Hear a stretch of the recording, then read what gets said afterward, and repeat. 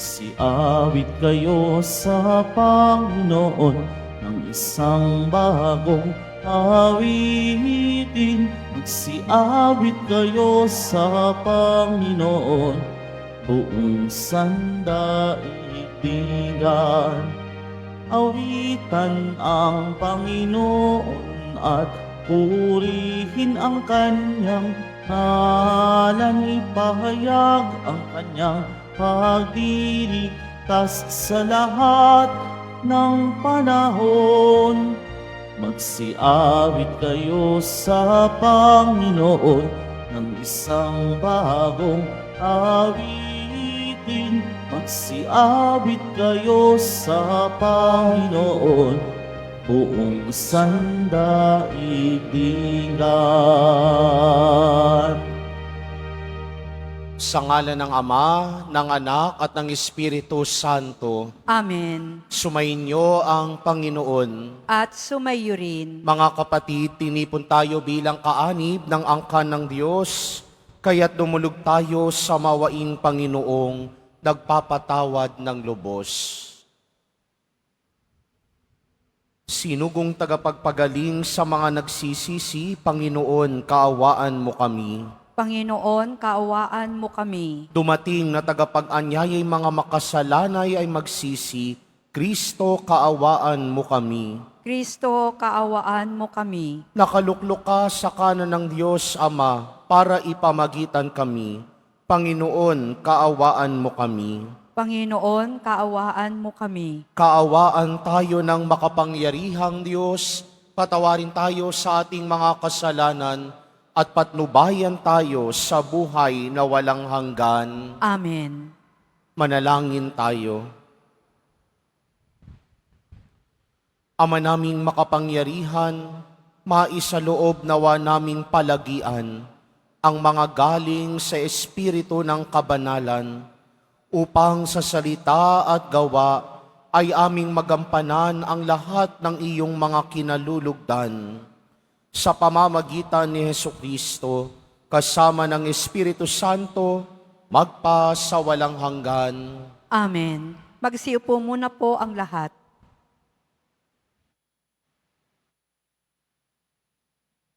Pagbasa mula sa aklat ni Sirach. Kinakalinga ng karunungan ang mga humahanap sa kanya. Sila'y kanyang itatampok at padadakilain. Ang nagmamahal sa kanya'y nagpapahalaga sa buhay. Ang mahagang naghihintay sa kanya ay magtatamasa ng kaligayahan. Ang nagkamit ng karunungan ay magtatamo ng karangalan. Pagpapalain siya ng Panginoon saan man siya pumunta. Ang naglilingkod sa karunungan ay naglilingkod sa Panginoon. Iibigin ng Panginoon ang sinumang umiibig sa karunungan. Ang tumatalinga sa kanya'y humahatol ng wasto. Ang nagpapahalaga sa kanya'y nabubuhay ng matiwasay. Magtiwala ka sa karunungan at kakamtan mo siya, at mananatili siya sa iyong lahi hanggang sa iyong kaapu-apuhan. Sa pasimulay, isasama kanya sa mga liko-likong landas. Tatakutin kanya at pupunuin ng agam-agam. Pagtitiisin kanya ng bigat ng kanyang mga tuntunin at susubukin kaniya sa pamamagitan ng kanyang mga utos, hanggang sa ikaw ay matutong magtiwala sa kanya. Pagkatapos, agad-agad kanyang lalapitan, ipahahayag niya sa iyo ang kanyang mga lihim at paliligayahin kanya. Ngunit kapag siya'y iyong tinalikuran, pababayaan kanya at mabubulid ka sa kapamahakan. Ang salita ng Diyos. Salamat sa Diyos. Ang sa utos mo'y magmahal papayapa yaong buhay. Ang sa utos mo'y magmahal, papayapa yaong buhay. Ang magmahal sa utos mo'y mapayapa yaong buhay. Matatag ang taong ito at hindi mabubuwal. Ang sa utos mo'y magmahal, papayapa yaong buhay. Sinusunod ko ang iyong kautusan mga aral. Ang anumang gawain ko ay kita mo't namamasdan. Ang sa utos mo'y magmamahal, papayapa yaong buhay.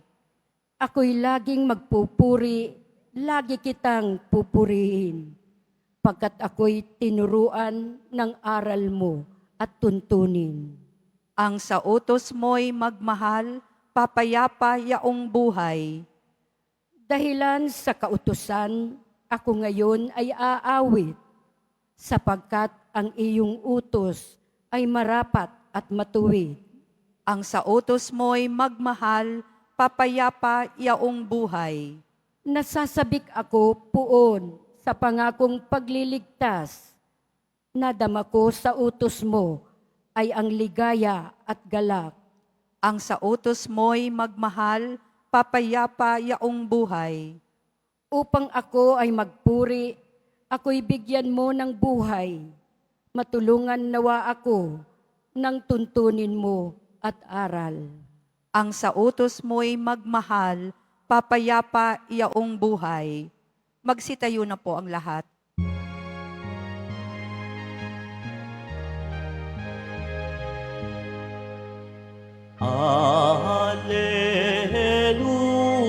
Alleluia, Alleluia, Alleluia, Alleluia.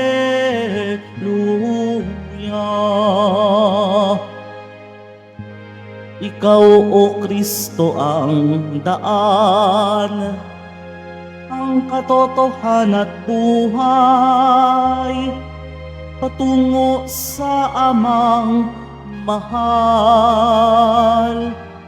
Alleluia, Alleluia, Alleluia, Alleluia.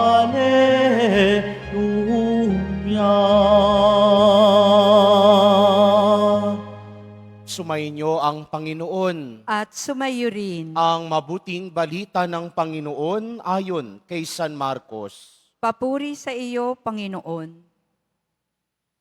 Noong panahong iyon, sinabi ni Jesus kay Juan, Guro, nakakita po kami ng isang taong nagpapalayas ng mga demonyo sa pamamagitan ng pangalan mo, at pinagbawalan namin sapagkat hindi natin siya kasamahan. Ngunit sinabi ni Jesus, huwag ninyo siyang pagbawalan, sapagkat walang taong matapos gumawa ng kababalaghan sa pangalan ko, ang agad magsasalita ng masama laban sa akin, sapagkat ang hindi laban sa atin ay panig sa atin. Ang mabuting balita ng Panginoon. Pinupuri ka namin, Panginoong Hesukristo. Magsiupo muna po ang lahat. Magandang umaga po sa inyong lahat. Nitong mga nagdaang araw, narinig natin sa mga ebanghelyo ang pagtuturo ni Jesus sa mga alagad kung sino ba dapat ang totoong disipulo. Ang disipulo, ang sumusunod kay Jesus, ay yaong mga nagpapakumbaba at nakikinig. Noong Lunes, narinig natin, may lumapit na tatay kay Jesus dahil ang kanyang anak na babae ay inaalihan ng masamang espiritu. At sa hindi malamang bagay, hindi mapalayas ng mga alagad ni Jesus ang masamang espiritu sa babaeng yaon. Kahapon sa Ebanghelyo, narinig naman natin ang pag-aagam-agam, ang pagtatalo-talo ng mga alagad. Ang pinagtatalunan nila kung sino ba ang dapat maupo sa tabi ni Jesus. Sino ba ang pinakadakila sa kanila? At sa Ebanghelyo natin ngayon, narinig natin, tila kinaiinggitan ng mga alagad ang isang mamang nagpapalayas ng demonyo sa pamamagitan ng pangalan ni Jesus. Sino ba talaga ang totoong disipulo? Sino ba talaga ang totoong alagad? Para kay Jesus, ang totoong disipulo ay yaong merong paninindigan. Hindi pwedeng double standard morality. Hindi pwedeng naniniwala ka kay Jesus, nagtitiwala ka kay Jesus Nazareno, pero naniniwala ka naman sa mga hula, sa mga zodiac sign, sa mga horoscope. Dapat may paninindigan ang pananampalataya. Kaya nga sabi ni Jesus sa dulo, ang hindi laban sa atin ay panig sa atin. Kung minsan, kung sino pa yung mga itinuturing nila ang sarili nila na sagrado, katoliko, deboto, mananampalataya, araw-araw nagsisimba, sila pa yung kung minsan mas mabilis manghusga sa kapwa, mas mabilis maniwala sa mga hula-hula. Hindi pwedeng double standard morality.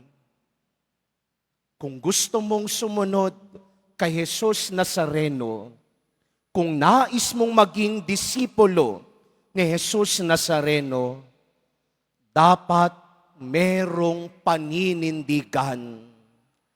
Tanging kay Jesus Nazareno lamang dapat ang pananalig at pananampalataya. Kaya nga sa banal na pagsasanay, sa tinatawag na spiritual exercises ni San Ignacio ng Loyola, meron siyang tinatawag na day of election. Hindi yung election na boboto mo kung sino magiging presidente, ha? Pero para kay San Ignacio Loyola, merong dalawang laging panig sa pagpipili at pagpapasya ng tao. Panig sa Diyos, panig sa kasamaan, panig sa buhay, panig sa kamatayan, panig sa liwanag, panig sa kadiliman. Pero kung minsan, yung mga bagay na mas madali, sa huli, matutuklasan natin na kamamatay pala. Dahil gusto natin, pipiliin lang natin kung ano ang kumbinyente, kung ano ang madali. Ayaw nating nahihirapan. Kaya nga sabi sa unang pagbasa, ang karunungan na galing sa Diyos kung minsan sinusubok. Bakit sinusubok? Dahil pinatatatag nito ang pananampalataya. Pinalalalim nito ang ugnayan mo sa Diyos. Sinusubok ang pananampalataya. Sinusubok ang paninindigan. Dahil sa darating na mga pagkakataon na panghihinaan ka ng loob, sana ang kakapitan mo lagi ay ang Diyos. Yun ang dahilan bakit tila mas sinusubok ang mga taong nagnanais sumunod kay Jesus. Hindi dahil para mahirapan sila, pero dahil nais ni Jesus Nazareno na palalimin ang ating ugnayan sa Kanya at tanging sa Kanya lamang tayo manindigan sa mga panahong nasisiraan tayo ng loob. Kaya ang tanong, kanino ka ba talaga naninindigan? Sa Diyos o sa kasamaan? Sa liwanag o sa kadiliman? Sa buhay o sa kamantayan? Dahil kung nais mong maging disipulo ni Jesus Nazareno, sa Kanya ka lamang dapat maninindigan at hindi sa iba. Tumayo na po ang lahat.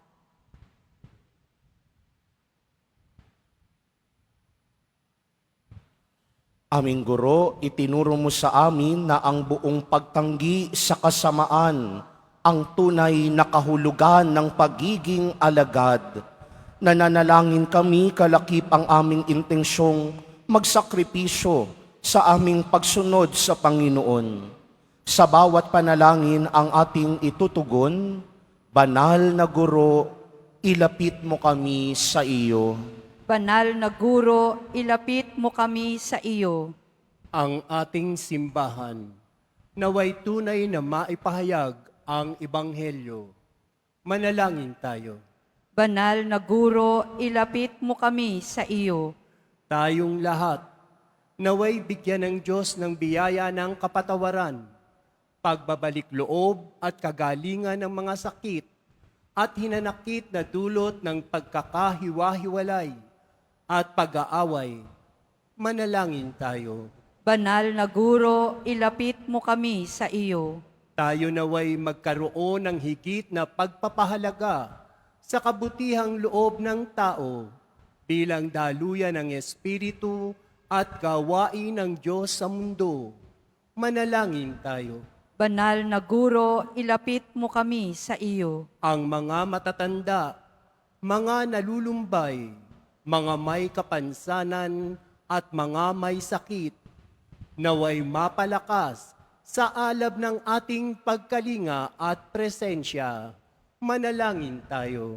Banal na Guro, ilapit mo kami sa iyo. Ang ating mga yumaong kaibigan na nauna na sa atin, naway makabahagi sa kapayapaan at kaligayahan ng paghahari ng Diyos. Manalangin tayo. Banal na Guro, ilapit mo kami sa iyo. Sa ilang sandali ng katahimikan, ating ipanalangin ang iba pang mga pangangailangan ng ating pamayanan. Gayon din ang mga intensyon na inialay sa ating misa sa araw na ito. At isama rin natin ang ating mga pansariling kahilingan.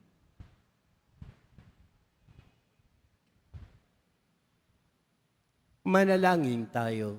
Banal na Guro, ilapit mo kami sa iyo.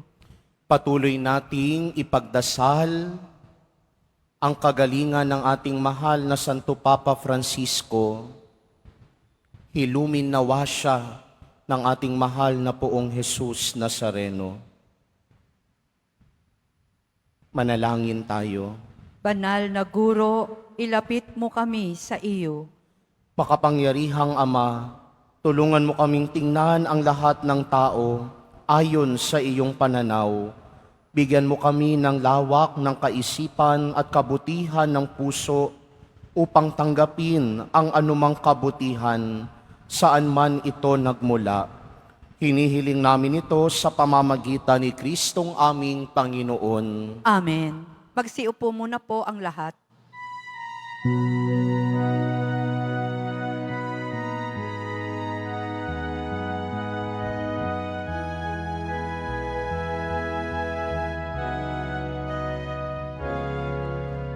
ang maihahandog sa'yo, Panginoon,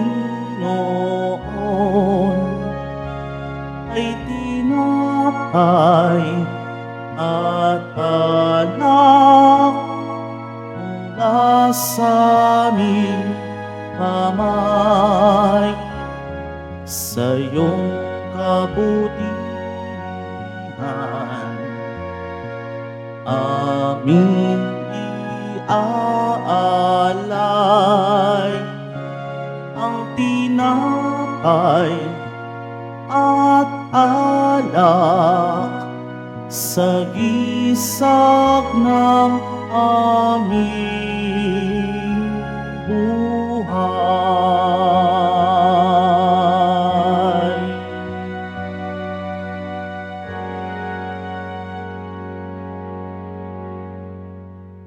Tumayo na po ang lahat.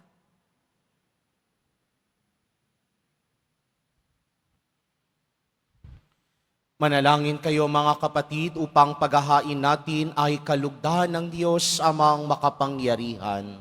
Tanggapin nawa ng Panginoon itong paghahain sa iyong mga kamay, sa kapurihan niya at karangalan, sa ating kapakinabangan, at sa buong sambayanan niyang banal. Ama naming lumikha, sa pagganap namin ng banal na pagdiriwang, upang ikaw ngayoy aming paglingkuran, hinihiling namin naway mapakinabangan ang aming inihahain sa iyong karangalan, sa pamamagitan ni Jesucristo, kasama ng Espiritu Santo, magpasawalang hanggan. Amen. Sumainyo ang Panginoon. At sumayo rin. Itaas sa Diyos ang inyong puso at diwa. Itinaas na namin sa Panginoon. Pasalamatan natin ang Panginoong ating Diyos. Marapat na siya ay pasalamatan. Ama naming makapangyarihan, tunay ngang marapat na ikaw ay aming pasalamatan sa iyong paglingap at kagandahang loob.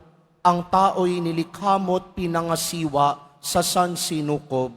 Sa hangad mong siya'y iwastong lubos, siya'y pinagdusa mo sa kanyang pagtalikod.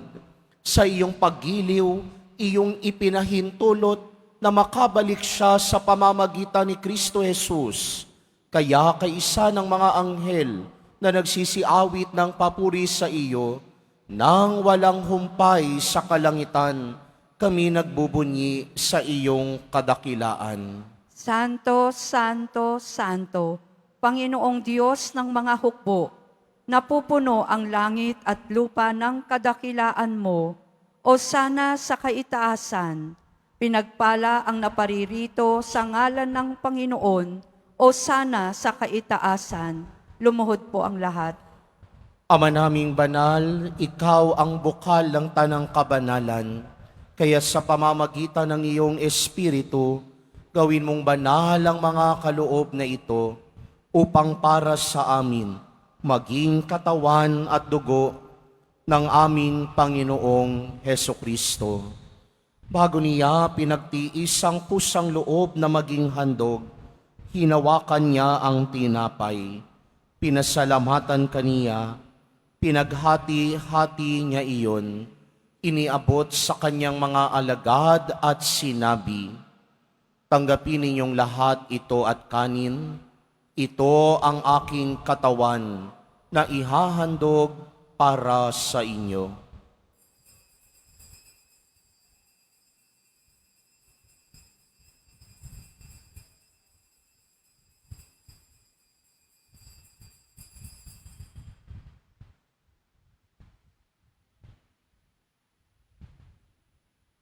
Gayun din naman noong matapos ang hapunan, hinawakan niya ang kalis, muli kanyang pinasalamatan. Iniabot niya ang kalis sa kanyang mga alagad at sinabi, tanggapin ninyong lahat ito at inumin, ito ang kalis ng aking dugo, ng bago at walang hanggang tipan, ang aking dugo na ibubuhos para sa inyo at para sa lahat, sa ikapagpapatawad ng mga kasalanan. Gawin ninyo ito sa pag-alala sa akin.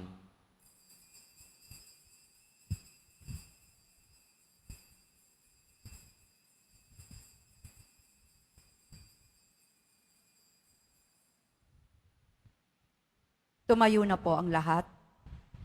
Ipagbunyi natin ang misteryo ng pananampalataya. Si Kristo'y namatay, si Kristo'y nabuhay, si Kristo'y babalik sa wakas ng panahon. Ama, ginagawa namin ngayon ang pag-alala sa pagkamatay at muling pagkabuhay ng iyong anak. Kaya't iniaalay namin sa iyo ang tinapay na nagbibigay buhay at ang kalis na nagkakaloob ng kaligtasan. Kami nagpapasalamat dahil kami iyong minarapat na tumayo sa harap mo para maglingkod sa iyo. Isinasamo namin kaming magsasalo-salo sa katawan at dugo ni Kristo ay mabuklod sa pagkakaisa sa pamamagitan ng Espiritu Santo. Ama, lingapin mo ang iyong simbahang laganap sa buong daigdig. Puspusin mo kami sa pag-ibig kaisa ni Francisco na aming Papa at ni Jose na aming obispo at ng tanang kaparian. Alalahanin mo rin ang mga kapatid naming nahimlay na may pag-asang sila'y muling mabubuhay, gayon din ang lahat ng mga pumanaw.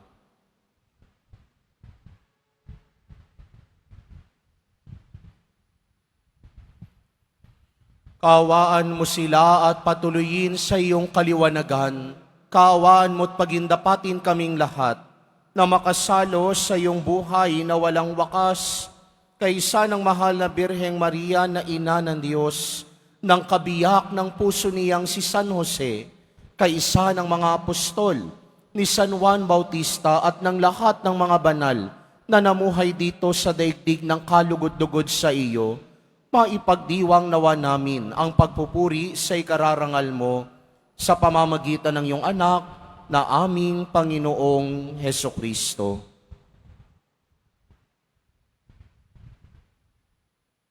Sa pamamagitan ni Kristo, kasama niya at sa Kanya, ang lahat ng parangal at papuri ay sa iyo, Diyos Amang makapangyarihan, kasama ng Espiritu Santo, magpa sa walang hanggan. Amen. Sa tagubilin ng manakagagaling na utos at turo ni Jesus na Panginoon natin at Diyos, ipahayag natin ng lakas loob. Ama namin, Tumasa langit ka, sambahin ang ngalan mo, mapasa amin ang kaharian mo, sundin ang loob mo dito sa lupa para nang sa langit. Bigyan mo kami ngayon ng aming kakanin sa araw-araw, at patawarin mo kami sa aming mga sala, para ng pagpapatawad namin sa nagkakasala sa amin, at huwag mo kaming ipahintulot sa tukso, at iadya mo kami sa lahat ng masama. iniling namin kaming adya sa lahat ng masama, pagkalooban ng kapayapaan araw-araw, iligtas sa kasalanan, at ilayo sa lahat ng kapahamakan, samantalang aming pinananabikan ng dakilang araw ng pagpapahayag ng tagapagligtas naming si Jesucristo. Sapagkat iyo ang kaharian at ang kapangyarihan at ang kapurihan magpakailanman. Amen. Panginoong Jesucristo, sinabi mo sa iyong mga apostol, kapayapaan ang iniiwan ko sa inyo, ang aking kapayapaan ang ibinibigay ko sa inyo. Tunghayan mo ang aming pananampalataya at huwag ang aming pagkakasala. Pagkalooban mo kami ng kapayapaan at pagkakaisa ayon sa iyong kalooban, kasama ng Espiritu Santo, magpa sa walang hanggan. Amen. Ang kapayapaan ng Panginoon ay laging sumainyo. At sumayo rin. Magbigayan kayo ng kapayapaan sa isa't isa.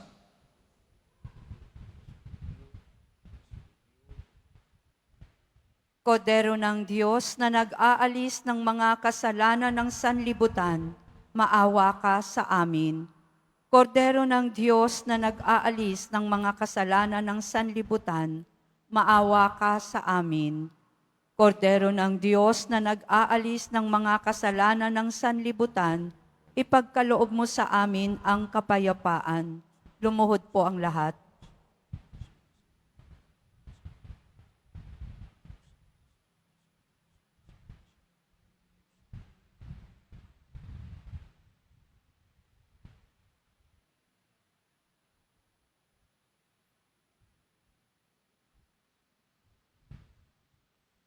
Ito si Jesus, ang kordero ng Diyos sa nag-aalis ng mga kasalanan ng sanlibutan.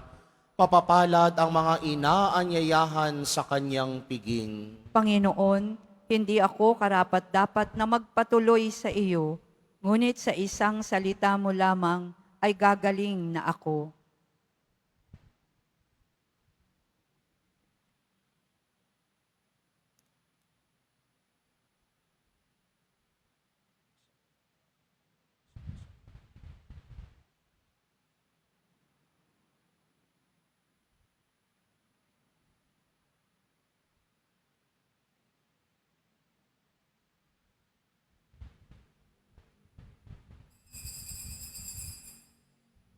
Para sa lahat ng tatanggap ng banal na komunyon, sasagot po tayo ng amen pagkasabi ng pari o ng lay minister ng katawan ni Kristo at isubo agad sa bibig bago umalis sa harapan ng pari o lay minister. Sumunod po tayo.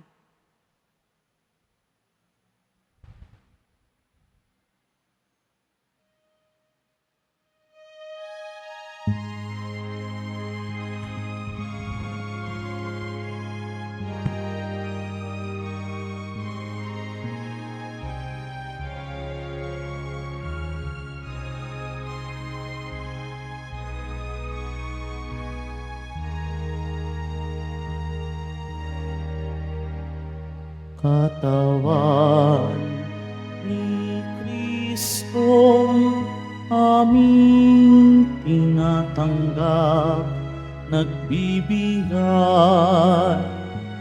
buhay, kaligtasan, ganap, dakilang kaloob na sa aming bigay. Tanda ng pag-ibig ng Diyos na buhay. O sakramentong banal na kahanga-hanga, papurihan natin at lahat ng bansa. O sakramentong banal na kahanga-hanga, tanggapin natin buhay niyang biyaya.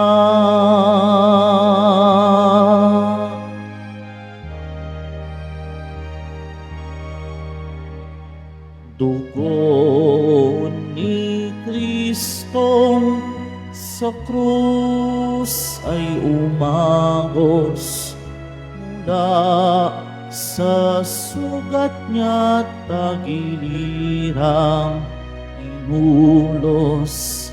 Dugong naghugas sa salang nagawa ng taong nagkilos sa katapatang sumpa. O sakramentong banal na kahanga-hanga, papurihan natin at lahat ng bansa. O sakramentong banal na kahanga-hanga, tanggapin natin buhay niyang biyaya.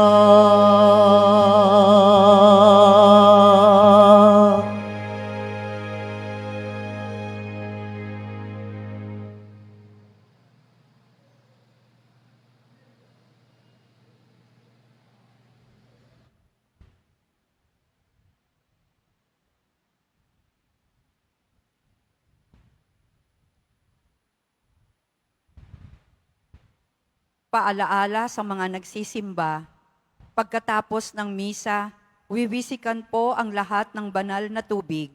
Pinakikiusapan ang lahat na manatili lamang muna sa inyong mga lugar. Tanging sa Quezon Boulevard o Plaza San Juan lamang ang labasan ng lahat. Sumunod po tayo. Maraming salamat po sa inyong pagdalaw at pagsisimba sa Basilica Menor at Pambansang Dambana ni Jesus Nazareno.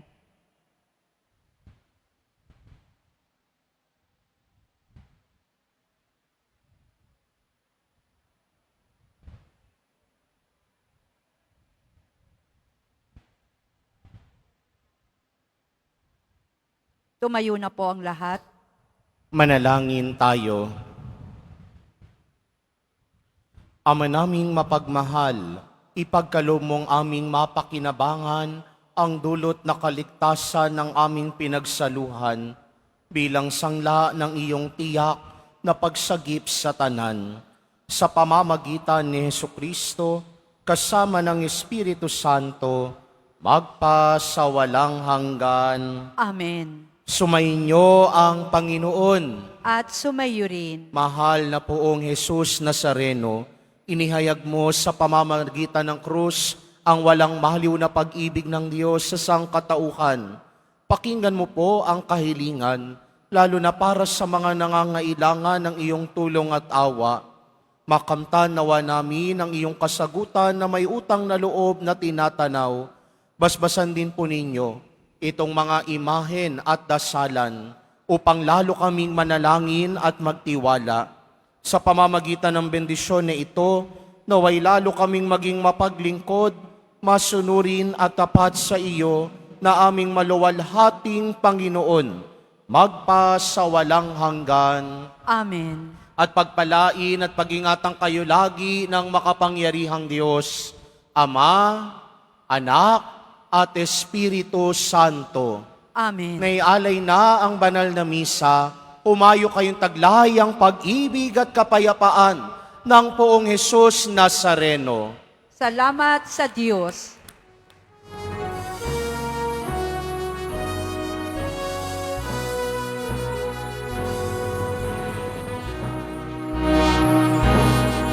Nazareno, sinasamba ka namin.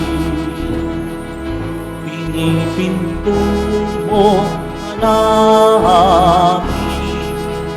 Aral mo ang aming buhay at kaligtasan sa Padre Jesus Nazareno. Ligtas mo kami sa kasalanan, ang krus mong pinamatayan ay sagisag ng aming kaligtasan. Nuestro Padre Jesus Nazareno, dinarangal